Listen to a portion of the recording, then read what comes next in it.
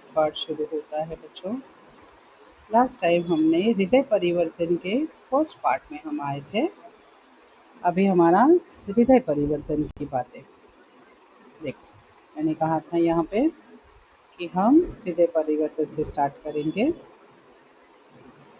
ठीक है। ये वाला पार्ट। तो भेड़िया भेड़ों की सभा में जाता है, बूढ़ा सियार उसे लेकर जाता है उसका रूप बदल कर। अभी भेड़ें जब भागना शुरू करती है तो अभी बूढ़ा सियार उनको विश्वास दिलाता है। तो किस प्रकार विश्वास दिलाता है वो देखिए बच्चों। देखो, यहाँ से स्टार्ट करते हैं। उनका हृदय परिवर्तन हो गया है, मतलब यहाँ पे वो समझाता है कि किस प्रकार भेड़िए का हृदय परिवर्तन हुआ है। वे 7 दिनों से घास खा रहे हैं, रात दिन भगवान के भजन में और परोपकार में लगे रहते हैं। उन्होंने अपना जीवन जीव मात्र की सेवा में अर्पित कर दिया है। अब वे किसी का दिल नहीं दुखाते, किसी का रोम तक नहीं छूते, मतलब किसी को थोड़ा भी हार्म नहीं करते। भेड़ों भेड़ों से उन्हें विशेष प्रेम है। इस जाति ने जो कष्ट सहे हैं, उनको याद करके कभी-कभी भेड़िया संत की आंखों में आंसू आ जाते हैं। उनकी अपनी भेड़िया जाति ने जो अत्याचार आप पर किए हैं, उनके कारण भेड़िया संत का माथा लज्जा से जो झुका है सो झुका ही है। याद है बच्चों, वो 3 बातें आप याद करो कि आप हमेशा ज़मीन की ओर देखेंगे, अपनी नज़र ऊपर नहीं उठाएंगे। तो भेड़िया हमेशा ज़मीन की ओर देखता था। तो वो पॉइंट जो है, वो बूढ़ा सियार कहता है कि उनका माथा लज्जा से झुका हुआ है सो झुका ही है। परंतु अब वे शेष जीवन मतलब अपना बचा हुआ जीवन आपकी सेवा में लगाकर तमाम पापों का प्रायश्चित करेंगे। अभी आज सवेरे अभी यहाँ पे ना आपको अलग से ये सवाल पूछा जाता है, हाँ, कि ये घटना यहाँ पे याद रखो कि वो क्या घटना बताता है। हृदय परिवर्तन की बात सुनाते वक्त वो क्या घटना बताता है, तो ये घटना याद रखो बच्चों। आज सवेरे की ही बात है कि एक मासूम भेड़ के बच्चे के पाँव में कांटा लग गया। तो भेड़िया संत ने उसे दांतों से निकाला, ऐसा वो कहता है बच्चों।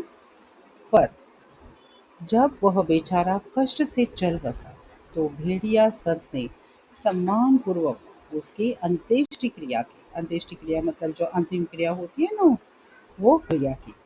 अब तो वे सर्वस्व त्याग चुके हैं, मतलब उन्होंने सब कुछ त्याग दिया है। अब आप उनसे भय मत करें, उन्हें अपना भाई समझे।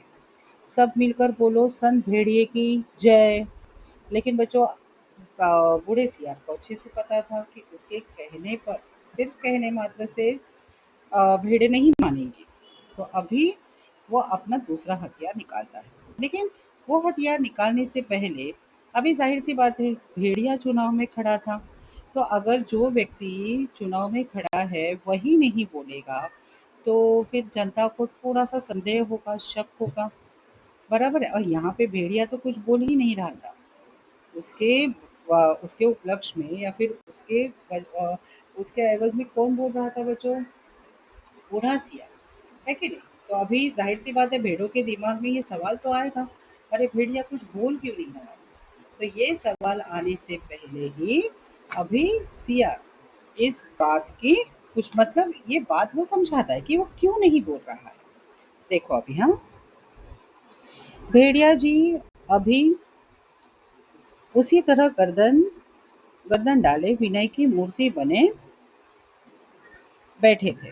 बीच में कभी-कभी सामने की ओर इकट्ठी भेड़ों को देख लेते और टपकती हुई लार को कुटक जाते, क्योंकि ज़ाहिर-सी बात है, भेड़िए का सबसे मनपसंद शिकार भेड़ें उसके समक्ष थीं। लेकिन फिर भी वो शिकार नहीं कर पा रहा था, तो मुँह में पानी आ रहा था।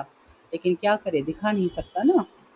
तो अभी बूढ़ा सियार क्या बोलता है देखो, भाइयों और बहनों, मैं भेड़िया संघ से आप अपने मुखारविंद मतलब बच्चों कि अपने उनके सुंदर मुख से आपको प्रेम और दया का संदेश देने की प्रार्थना करता हूँ। किंतु क्या करूँ, प्रेमवश उनका हृदय भर आया है, मतलब इतना भावनाओं का अतिरेक हुआ है। भावनातिरेक आप आगे का लाइन पढ़ेंगे बच्चों कि उनका दिल भर आया है। वे इतने गदगद हो गए हैं कि भावनातिरेक मतलब भावनाओं के अतिरेक, भावनाओं से भरने की वजह से उनका कंठ अवरुद्ध हो गया है, मतलब रुक गया है, वे बोल नहीं सकते। अब वो तीन सियारों की तरफ आता है बच्चों। ठीक है। अब आप इन 3 रंगीन प्राणियों को देखिए। आप इन्हें न पहचान पाए होंगे। अरे पहचानेंगे भी कैसे? ये इस लोक के जीव तो है ही नहीं। इस लोक के मतलब ये पृथ्वी लोक के जीव तो है ही नहीं। ये तो स्वर्ग के देवता है, जो हमें सदुपदेश सदुपदेश मतलब अच्छा उपदेश देने के लिए पृथ्वी पर उतरे हैं। ये पीले विचारक है, कवि है, लेखक है, नीले नेता है और स्वर्ग के पत्रकार है और हरे वाले धर्मगुरु। अब कविराज आपको स्वर्ग संगीत सुनाएंगे। अभी देखो, पीला वाला कवि था ना बच्चों, तो उसको बूढ़ा सियार क्या कहता है कि अभी ये आपको स्वर्ग का संगीत सुनाएंगे, क्योंकि स्वर्ग से आए हुए हैं। तो अभी देखो, वो सियार था। अभी सियार को हुआ हुआ चिल्लाने के अलावा कुछ आता था बच्चों? नहीं। बेचारा हुआ हुआ चिल्ला दिया। देखो क्या होता है। पीले सियार को हुआ हुआ के सिवा कुछ और तो आता ही नहीं था। हुआ हुआ चिल्ला दिया। शेष सियार मतलब बचे हुए सियार, बाकी के सियार, क्योंकि बच्चों जानवरों की एक फितरत होती है कि अगर एक आवाज करता है तो बाकी कहीं पे भी हो, उनको सुनाई देता है तो वो भी आवाज करते हुए भाग आते हैं। अभी हम लोग जंगल में तो नहीं रहते। अभी हम लोग वो जो क्रिया है वो कुत्तों की क्रिया देखते हैं। अगर एक कुत्ता गली में भौंकता है तो सारे कहीं पे भी हो भौंक कर बाहर आते हैं। यही अभी उस भेड़ों के बीच में भी सियार बैठे थे, तो वो भी हुआ हुआ बोल पड़े, चिल्लाने लगे। अभी बूढ़ा सियार डर गया। बूढ़े सियार ने क्या किया देखो बच्चों। बूढ़े सियार ने अपने आंख के इशारे से शेष सियारों को मना किया और चतुराई से बात को यूं कहकर संभाला। भाई कवि जी तो कोरस में गीत गाते हैं, पर कुछ समझे आप लोग? कैसे समझ सकते हैं? अरे कवि की बात सबकी समझ में आ जाए तो वो कवि काहेगा? कि भी कविता एकदम स्ट्रेट फॉरवर्ड नहीं होती ना, बहुत घुमा फिरा कर लिखी जाती है। तो वो कहता है कि अरे कवि की बात अगर सीधी तरीके से अगर हम समझ पाए तो वो कवि काहेगा? तो अभी वो हुआ हुआ जो चिल्लाया था उसका मीनिंग भी, उसका मतलब भी बूढ़ा सियार ही समझाता है। देखो क्या समझाता है। कह रहे हैं जैसे स्वर्ग में परमात्मा वैसे ही पृथ्वी पर भेड़िया। हे भेड़िया जी, आप महान, आप सर्वत्र व्याप्त है, मतलब सभी जगह है, सर्वशक्तिमान है। प्रातः प्रातः मतलब सुबह, सूरज की किरणें मतलब प्रातः मतलब सुबह जो सूरज की किरणें होती है आपके मस्तक पर तिलक करती हैं। सांझ मतलब शाम की किरणें उषा आपका मुख चूमती है। पवन मतलब हवा आप पर पंखा करती है। और रात्रि में आपकी ही ज्योति मतलब आपका ही प्रकाश, आपका ही आलोक लक्ष लक्ष खंड होकर आकाश में तारे बनकर चमकता है। हे विराट, आपके आपके चरणों में इस क्षुद्र का प्रणाम हो। देखो, मतलब उस बात को उसने कितनी चतुराई से संभाला। अभी वो जो नीला सियार और हरा जो धर्म गुरु जो कहता है वो बहुत महत्वपूर्ण है, क्योंकि आपको परीक्षा में नीले सियार ने किस प्रकार भेड़ों को समझाया और हरे सियार ने। ठीक है। तो ये बात जरा ध्यान दो, ये इम्पोर्टेंट है बच्चों। ठीक है। नीला सियार अ, अभी नीले सियार ने कहा, निर्बलों की रक्षा बलवान ही कर सकते हैं। मतलब ये पत्रकार है ना, तो पत्रकार की भाषा कैसे होती है बच्चों, उस प्रकार की ये भाषा हमें दिखाई देती है। ठीक है ना। तो क्या कहता है, निर्बलों की रक्षा बलवान ही कर सकते हैं। भेड़े कोमल है, निर्बल है, अपनी रक्षा नहीं कर सकते। भेड़िए बलवान हैं, इसलिए उनके हाथ में अपने हितों को निश्चिंत हो जाओ, छोड़कर निश्चिंत हो जाओ। वे भी तुम्हारे भाई हैं। आप एक ही जाति के हो। तुम भेड़, वह भेड़िया, कितना कम अंतर है। और बेचारा भेड़िया व्यर्थ ही बदनाम कर दिया गया है कि वह भेड़ों को खाता है। अरे खाते कोई और है और हड्डियां उनके द्वार पर फेंक जाते हैं। ये व्यर्थ बदनाम होते हैं। तुम लोग तो पंचायत में बोल भी नहीं पाओगे। भेड़िए बलवान होते हैं। यदि तुम पर कोई अन्याय होगा तो डट कर लड़ेंगे। इसीलिए अपने हित की रक्षा के लिए भेड़िए को चुनकर पंचायत में भेजो। बोलो संत भेड़िए की जय।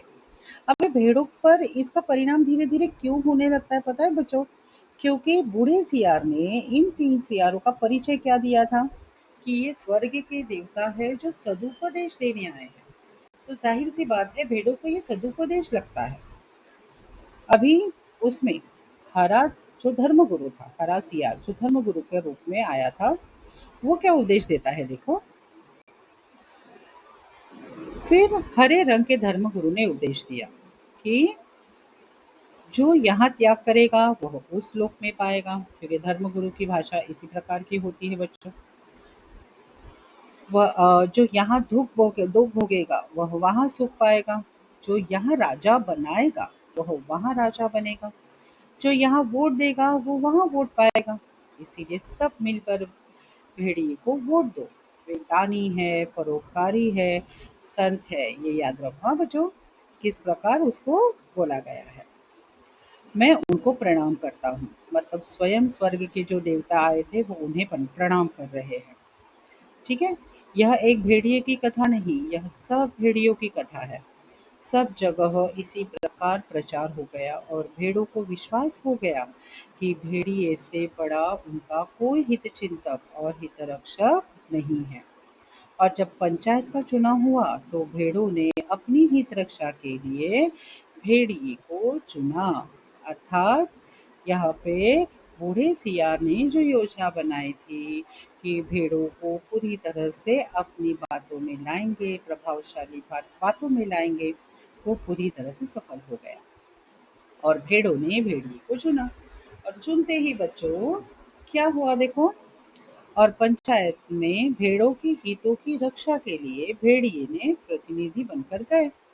और पंचायत में भेड़ियों ने भेड़ों की भलाई के लिए पहला कानून बनाया। ये याद रखो बच्चों कि क्या कानून बनाया गया।